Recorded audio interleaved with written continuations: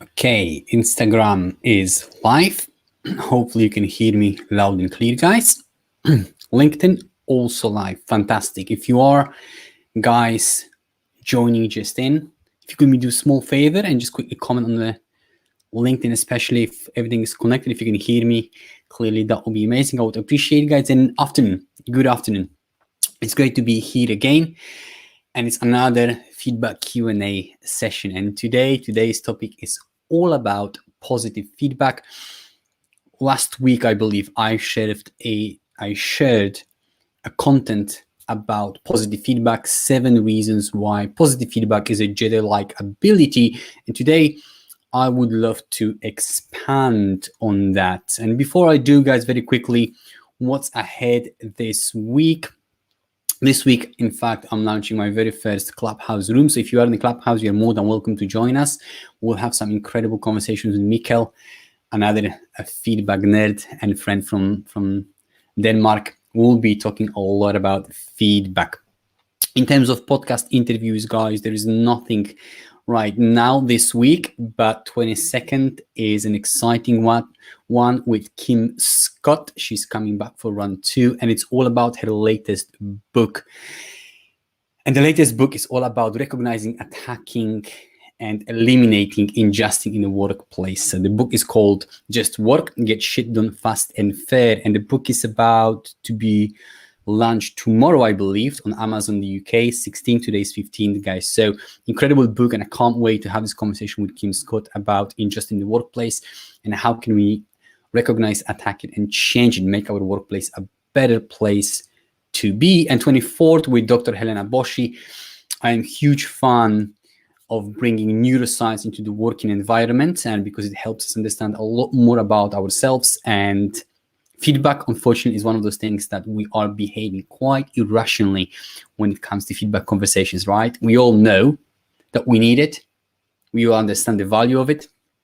But as soon as we are having a conversation, things are not exactly going the way that we wished it would. So that will be on 24 with Dr. Helena Boshi, who wrote a phenomenal book, Why We Do What We Do, guys. But today is, like I've mentioned, it's all about positive feedback and the reasons why positive feedback is a Jedi-like ability for managers. And my goal today is to convince you why you should double down on positive feedback and how to look at positive feedback from completely different angle than just only as a tool to recognize and motivate your team. Yes, it's important, but positive feedback can bring so much more into your workplace, so much more into your career, and so much more into your life than just being a tool to recognize and appreciate your team. So that would be the session today, guys.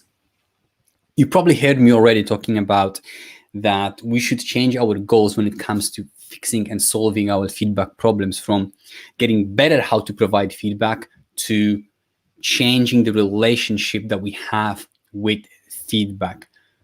Strip off that negative label that feedback has today and replace it with something more positive. And I always talk about requesting feedback, receiving feedback, and positive feedback as 3 main tools to achieve that. So rather than just fixing on and being focused on how to provide feedback, let's just park it away. And there are different ways, and often better ways, to achieve exactly that. And positive feedback is, in my opinion, the best tool here that we can all bring into our lives and use it to change our relationship with feedback and really create a healthy and engaging feedback culture around us.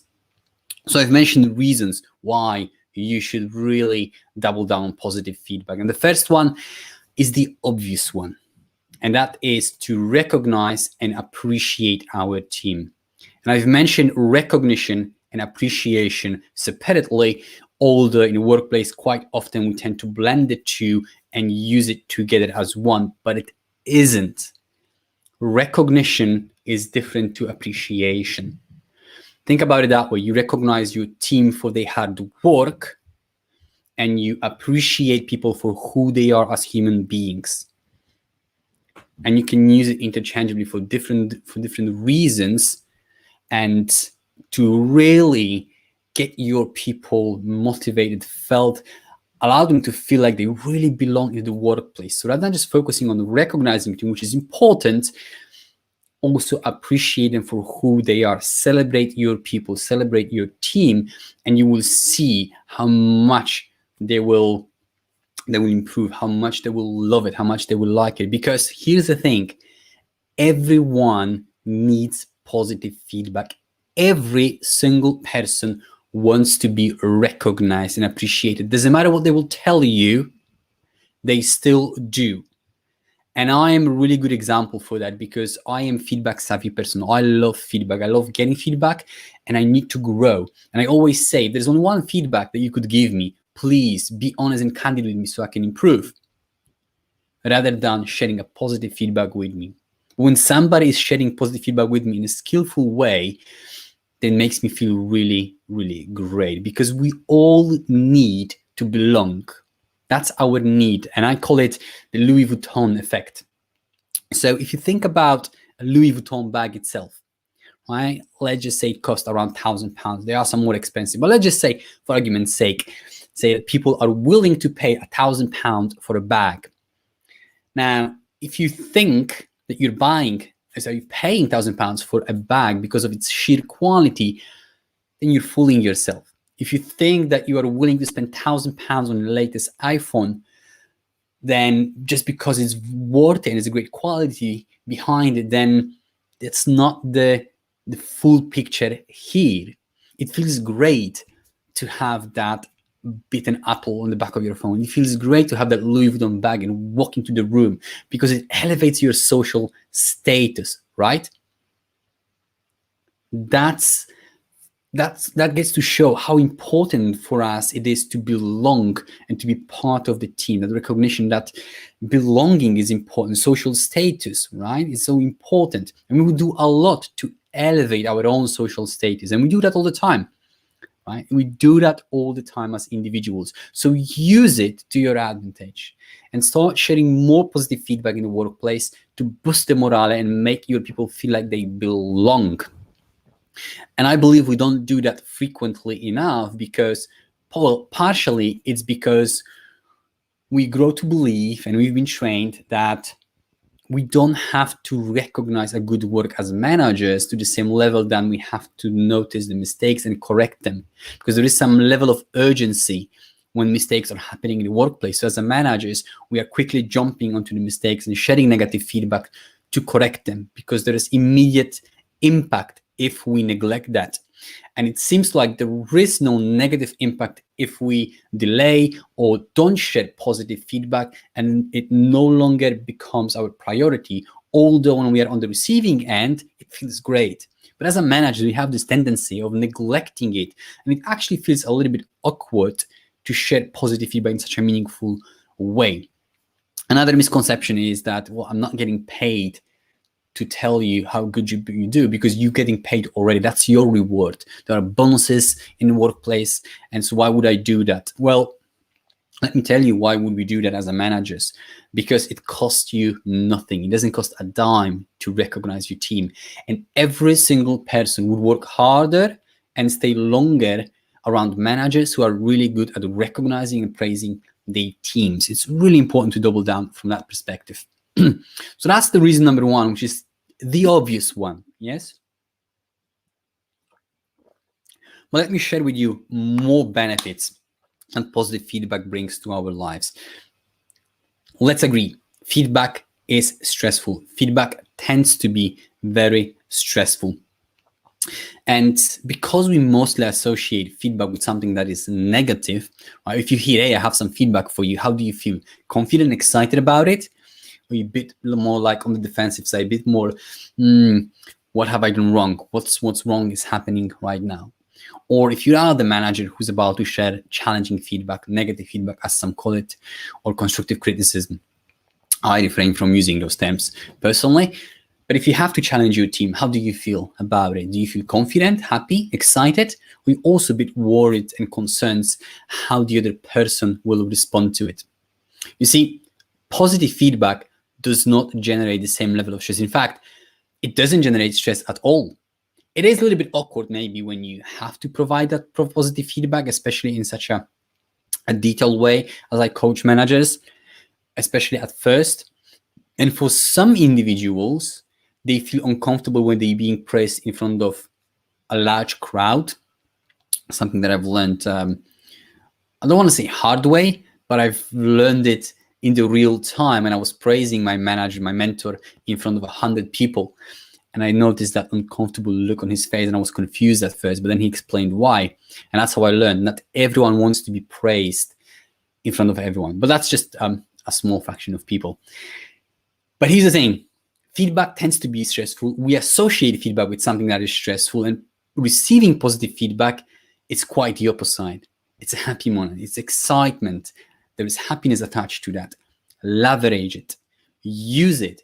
Because by providing that positive feedback, what you're doing in the long run is you're creating more positive feedback experiences, which helps change that negative perception that we have about feedback. You're starting balancing the negative perception that we tend to have with a positive one.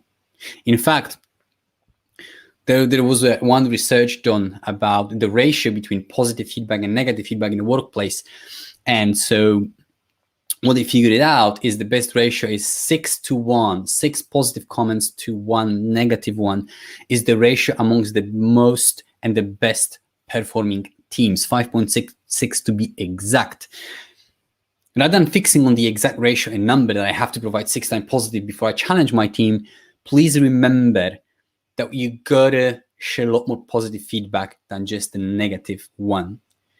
Because what you'll do is you start, number one, peeling that negative label that feedback tends to have right now, but also, and this is really important here, is that you're starting positioning yourself as a fair manager. Perhaps right now you think, well, Raf, I am a good leader. I am a fair manager. I'm always working hard to be fair with my people, with my team. And I believe you, you are. Here's the thing. Perception is the king, not your intention. And so if we just reverse it and look at it from our own perspective, when we are deflecting the feedback, when we don't feel like received feedback and embrace it, what's the path that we take? What's the thought process behind?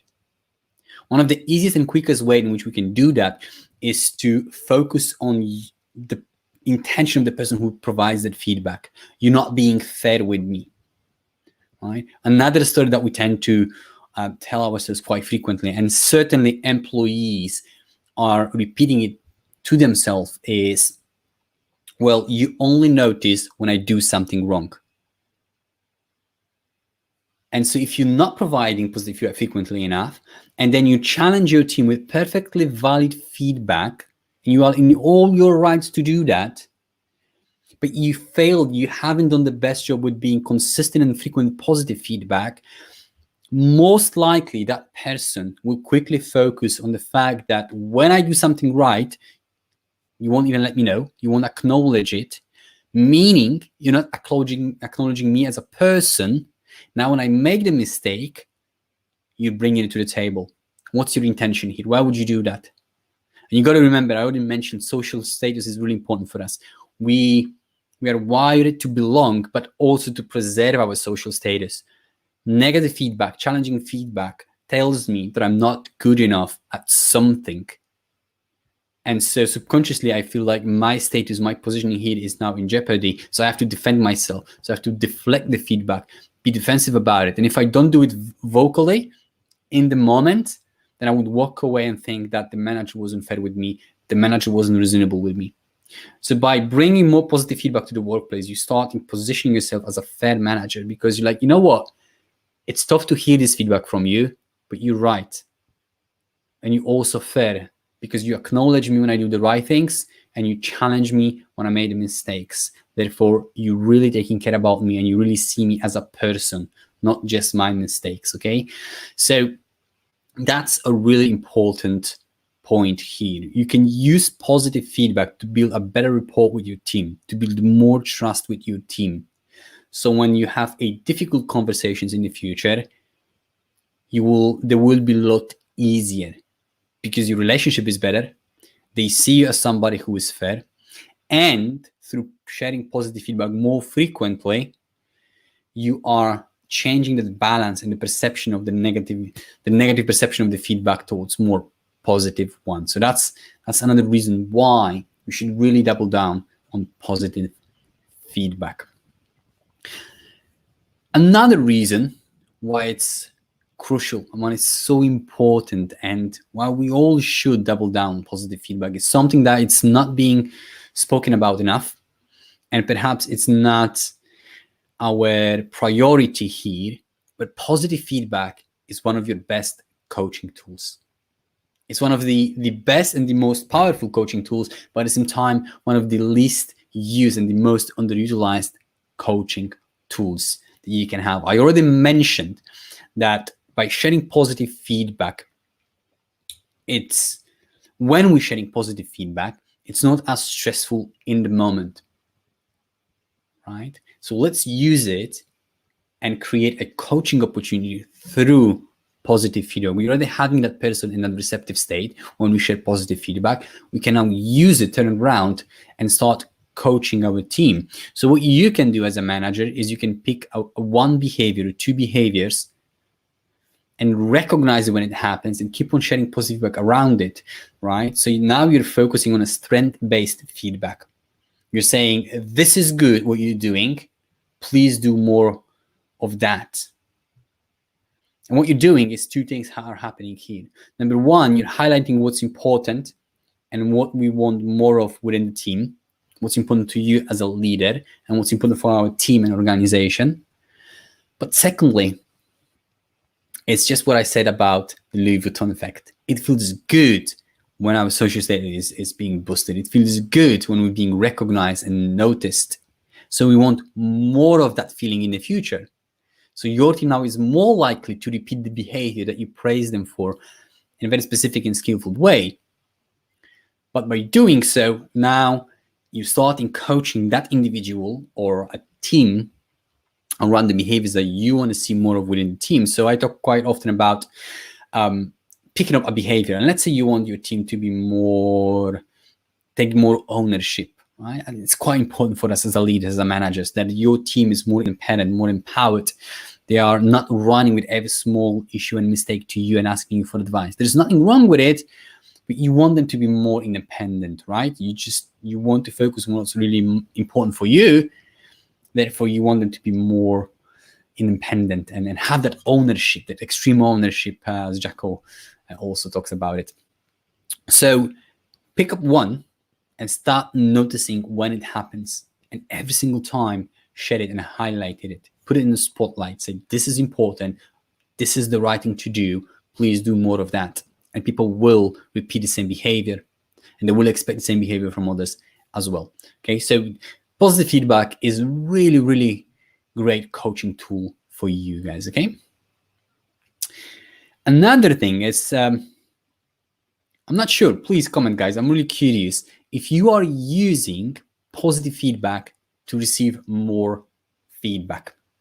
I safely assume that you want to grow. You want to be a better version of yourself and you want to progress. Whatever it means to you, I believe we all have our own goals and we want to progress, whether it is to be a better parent, a better partner, better manager, business owner. There is a growth attached to that. And with that, we need more feedback. And here's the challenge. Feedback in the workplace often is scarce for numbers of reasons. First and foremost, your managers are busy, just as you are. And quite often we put our development in our management's hand because it's their job to develop us. And we're forgetting that we can actually go after it. But even then, when we ask for the feedback, people tend to play safe with us. And the feedback is quite vague when it happens. And I've learned it the hard way as well, that there are good ways and bad ways of asking for feedback. And so the whole process of requesting feedback is, again, quite uncomfortable for a lot of us. And it's not always as successful as we want it to be. The feedback that's coming our way is not always, the quality of it is not always what we want it to be. So my question to you is, are you using positive feedback to get more feedback? Because if you don't, then you should. Positive feedback is about validating another person. Positive feedback is about acknowledging and recognizing another human being for who they are and how good they are. And so that's a good way to get people to talk, right? Compliment someone before you ask for that feedback.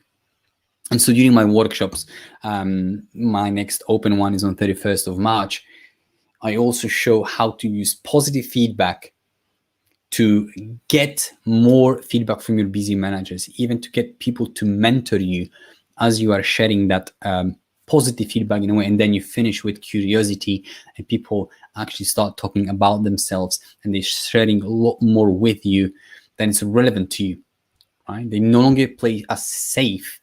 And so there are certain ways that you can do. And if you are interested to learn more about that, guys, like I mentioned, 31st of March, I'll be running a workshop on positive feedback, on how to motivate your team, how to coach, and how to get more feedback, all through positive feedback itself, guys. So those are the reasons that I genuinely believe that every manager, every business owner, every L&D professional, specialist, whatever your job title is, whatever your responsibility is, bring more positive feedback to your workplace. It's really important, especially nowadays, as we've had so many challenges, so much negativity in our life over the last year. So bringing more positive feedback seems like a right thing to do and like a right choice. But like I've mentioned, there is so much more to it. You can recognize your team, you can appreciate your team. And remember, those two things are not the same. You can separate them out. We should separate them. You recognize the great work, the impact, what they've done, and you appreciate people for who they are. You celebrate people with appreciation. And combine those two together, you really start building a good relationship with your people. You're positioning yourself as a fair leader. And that's another reason why you should really double down on positive feedback. Positive feedback, like I mentioned, is also a great coaching tool. And perhaps that's the overarching benefit here, is that positive feedback makes future difficult feedback conversations a lot easier for you. There are few reasons for it. Number one, you've already built a better relationship through being consistent with positive feedback. Number two, you're creating more positive feedback experiences, which then starts stripping that negative perception that feedback has. And there is also a way when you can really strategically connect the past positive feedback that you've shared with today's challenging one, that makes it really connected. And people see like, right, your intention here is pure, and it's you sharing it because you're taking care about me and you care about me. So it's no longer about the workplace. It's no longer about the management needs and the business needs. It's about you. And you can start linking positive feedback with today's challenging one in a way that makes your intention very clear. And I can't stress how important it is. I do believe that your intention is great, but the perception here is the king. And I always say, just reverse it back, because I bet you were on that receiving end of the feedback. So was I. That came from the place of care. It was valid, was valuable, and I was still rejecting it. Because on the back of my head, I was questioning your intention or the person who was sharing it with me. Rather than focusing on the value of it, I was questioning the intention, because the feedback wasn't shared skillfully on the right time. By sharing more positive feedback, you start blurring those lines and making yourself a favor. Like I mentioned, you can always connect the two together, guys. So those are the reasons why we all should double down on positive feedback. It's a bit awkward, if I'm honest with you. It's not that easy to start sharing in a very detailed and meaningful way with your team, especially when you start doing it at first. It feels strange because, well, there are not that many leaders who are doing it skillfully and consistently with us, and neither we did it. I'm still learning, getting through that hurdle myself. Sometimes I just want to revert back to my, hey, thanks a lot for your great work. That was amazing. But how meaningful that is? Not really. Especially if you keep on saying it that way, your team, rather than appreciate that positive feedback, they will start questioning your intention again, right? Positive feedback means a lot when it comes from here. And if every single time all you do is say, hey, thank you very much, I'm proud of you, well done, good job, thank you for doing X and Y, then eventually it loses its impact. Okay. Of course, you can bring it back with the tonality, with the body language, with the timing and place, but still, there are better ways of taking it to that next level. So if you are interested, guys, in really taking your positive feedback skills ability to that next level, please join me on 31st or get in touch with me. I can also deliver the whole bite-sized workshop, which is about 2.5 hours long, to your team as well. Now, I don't see, guys, any questions, any comments here right now. For some reason, the one from Facebook are not coming through. So if you do comment, if you do share, if you have said something on Facebook and I haven't responded back to you, my apology. But I just can't see it. I don't know why, but that's just what's happening. On LinkedIn one are coming through, guys. So next week, another live feedback Q&A, 4 p.m. Oh, here we go. Cody. Hey, Cody. Catering a bit to perception seems like a simple insight, but I just provided feedback to a team members last week and I couldn't tell if it landed the way I intended it. Great points. Yes, Cody, you are on point. That it does sound, we don't pay too much attention to that because, well, here's the thing. As a human beings, we tend to judge ourselves through our intention and others through the behavior. And when we are on that receiving end, we know that we're questioning you through the intention. What's your intention? But because we know our ones are a good one, we tend to forget about it and stop paying attention and focus into how do I come across as. And I haven't heard your feedback, Cody. But here's the thing: I always talk about the fact that very first few seconds are critical, are crucial when providing the feedback. That's when people decide whether your feedback is here to support me and help me, or is a bit more about putting me down. So if I sense that your feedback is there to blow my candle off to make yours shine brighter, I'll protect myself. And again, here's an example.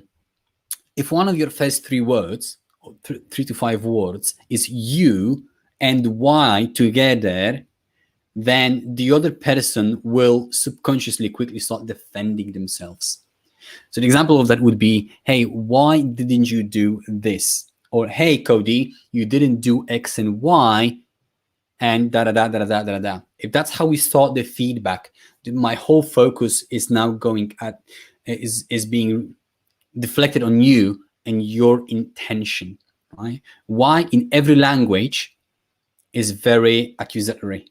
It puts people on the back heel. If you start with you as well, or in very first few words you are mentioning about you, then the spotlight goes on you, the other person. And if we understand that we are wired to belong, we are wired to be part of something, our social status is important, and if we feel like we believe that our social status is at risk, that becomes the focus point. That becomes my priority. So the feedback starts at, hey, you, then I go, whoa. So you got to pay attention how you start that conversation, right? And through positive feedback, consistent positive feedback, people will understand that your intention is pure here. Even if you mess it up, even if you don't have the best possible day and you haven't delivered it in the best possible way, think about the mentor-like managers that I hope, Cody, you worked for, or somebody that shares the feedback with you and you always like, that's interesting. It hurts to hear that, but please tell me more about it. It's because they position themselves like that, because you don't question their intention anymore. And so positive feedback will help you position yourself as that leader.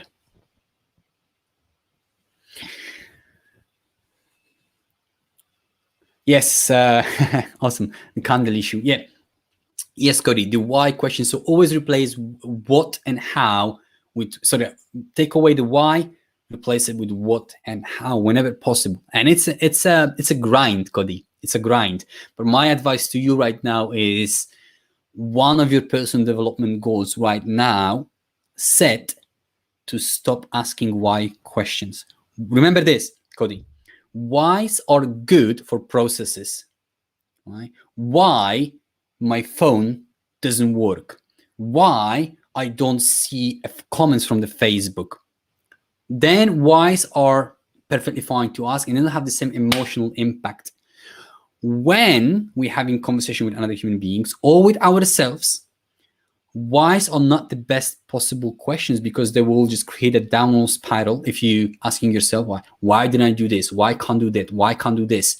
You start doubting yourself and questioning yourself because why just kind of like, why? Because I'm not good enough. Why? Because I'm not worthy. Why? Because of that. What prompts you towards the action and sparks more curiosity? Okay. So practicing replacing it, you'd be stunned how frequently we are deviating towards why questions and what. My personal development point right now, Cody, is no longer those why and what questions, but binary questions. Stop asking binary questions. So what I mean by that is rather than saying, hey, Cody, are you sure? The better question here is, hey, Cody, how sure are you? It's almost counterintuitive because this is not how we've been told to ask questions. This is not how everyone around is asking questions, but it sparks completely different response and thought process. Okay. Do you have any questions? It's yes or no. Because people tend to play safe, especially in group settings, then it's easier to say, no, I don't. What questions do you have? Number one, I'm indicating that you have some, and it's like, oh, it's different now. Now I can just share them with you. So personally, what I'm focusing right now, which is hard as hell, is to stop asking binary questions. So an example of that would be today, I've shared a brochure for this particular positive feedback workshop that I do, the bite-sized one. And rather than saying, rather than asking, is this good? Or, please give me some feedback, I ask how close it is to your standards as copywriter to be published and used. Different question. It felt slightly uncomfortable when I was typing it, but I say, hey, is this good enough? Or is this version okay? I said, hey, how close it is to those standards. It's a different question, prompts a different response from the other person. And you then bringing the conversation to a completely different level. And now your intention to create an environment when everyone can chip in and an inclusive environment when everyone's welcome to share their opinions, now it has a substance. Now you are creating it through asking different questions and better questions. By asking binary questions, you are not inviting conversation. In fact, you're killing it quite often without knowing that you're doing so. And then we are confused, like, I'm a good person, I'm a good leader, I want good for my people. Why they don't speak up when I ask them? It's because we are asking wrong questions, but that's potentially conversation for another day. So Cody, thanks a lot for tuning in, listening in, and asking those questions and sharing your thoughts. I really appreciate that. For me, it's really good to know what strike the chord with people, and it's a feedback to me because I know what I need to explore more and spend more time explaining versus less. So Cody, thanks a lot for joining in and making it engaging for me. Okay, guys. So, so absolutely love that insight. I'm leaving a stick note on my work phone that reads, be better than binary. Oh, love it, Cody. I absolutely love it. Be better than binary. Let me know how you're getting on, how are you getting along with it? How's your journey? And every opportunity to practice is a good one. My one is I do that with my son quite often, the younger one especially. Xavier is 10, and there is this tendency always to ask those binary questions. I'm switching them over to more open-ended. So yeah, absolutely love it. So thank you very much for being a type of person, for taking it on board, Cody, and really taking quick and prompt action. Awesome. Love it. Thanks a lot, Cody. Guys, so this is it for this week. I'm co-hosting this week 3 feedback rooms on the Clubhouse. So if you are on the Clubhouse, the first one is tomorrow, 2 p.m. GMT time, Wednesday, 2 p.m. GMT time, Friday, 2 p.m. as well. The topic of tomorrow is again positive feedback, but this time I'll be with Mikkel, and we'll be exploring that topic and Clubhouse allows for a better conversations to take place. Wednesday one is the negative perception of feedback, how to change it and why do we perceive it in such a negative light and label, and what to do to change that. And Friday is something that's interesting for both of us, me and Mikkel, because we do have a sporting background, and the world of sport helped us a lot with feedback and primed us to perceive feedback in a certain way. So we're going to explore what the world of sport can teach us and how can we fix our feedback problems in the workplace through the lessons that sports can offer us, guys. So that's this week. And like I mentioned, 22nd, Kim Scott is coming back for another interview. That's 22nd of March, guys. Thanks a lot. Have a great day on purpose.